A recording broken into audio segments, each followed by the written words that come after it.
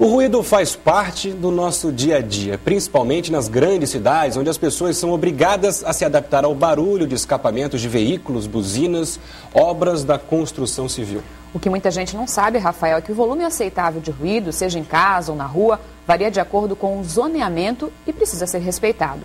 Vamos saber o que acontece em caso de desrespeito e como é a fiscalização com o doutor em acústica e vibrações, Vitor Litvintic. Bom dia, Vitor. Obrigada pela participação conosco. Qual o volume aceitável de ruído para que o nosso ouvido não seja prejudicado? Existem 3 patamares definidos pela Organização Mundial da Saúde. Até 65 decibéis é considerado tolerável. A partir daí já começa a ser estressante. Quando passa o patamar de 85 decibéis já começa a poder causar dano à audição. Que barulho é mais comum? Que ruído é mais comum? O que preocupa mais?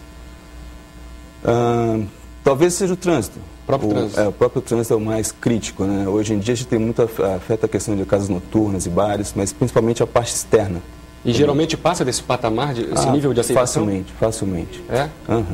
E isso só com barulho de trânsito normal, dos carros em movimento, ou precisa ter buzina? Que barulho é esse?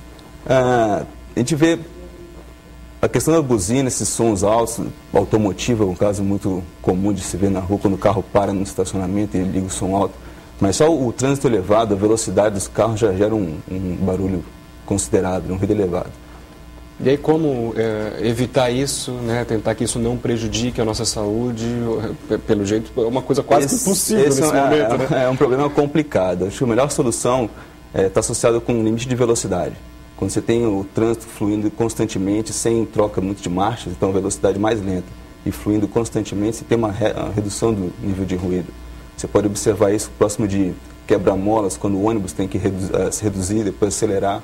Então a questão de reduzir e acelerar constantemente eleva o ruído.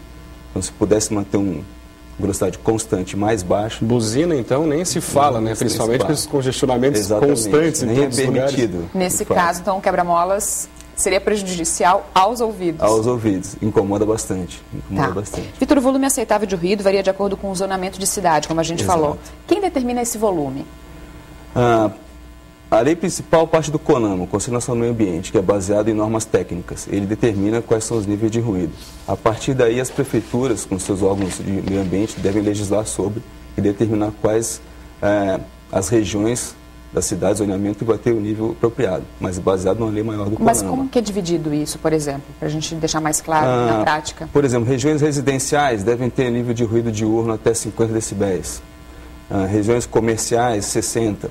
Então, parte industrial, que seria a mais crítica, até 70 decibéis durante o dia. À noite, isso cai em torno de 10 decibéis. E isso é fiscalizado, né? Quem é o órgão competente mesmo para fazer essa fiscalização? De que forma há essa fiscalização, se ela realmente acontece? Porque a gente, né, até durante a entrevista, a gente percebe que a gente sabe o que pode, o que não pode, o que é saudável, o que não é, mas acontece com frequência em todos os lugares. Exatamente. Aqui em Florianópolis, quem fiscaliza isso é a Floran, do órgão do meio ambiente. E junto à Floran tem a Polícia Militar e Civil, que são habilitadas a fazer essa fiscalização.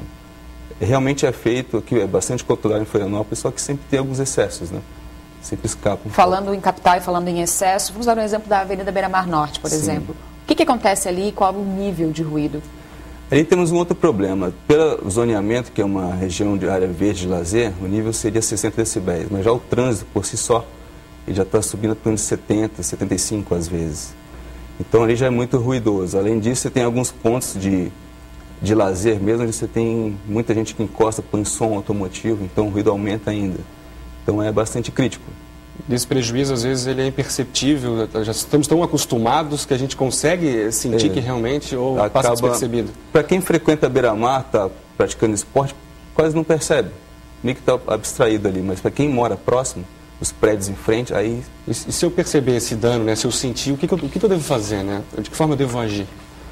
Aqui em Florianópolis, você deveria buscar primeiramente a Floran, para apresentar o problema, pedir que faça uma fiscalização, eles vão em campo, vão em loco, fazem a medição e depois vão aferir, olha, tem problema, vão indicar, se for o caso de casa noturna ou bares, vão indicar, olha, você deve fazer um laudo de ruído, procure uma empresa especializada para testar que sua casa está conforme a lei.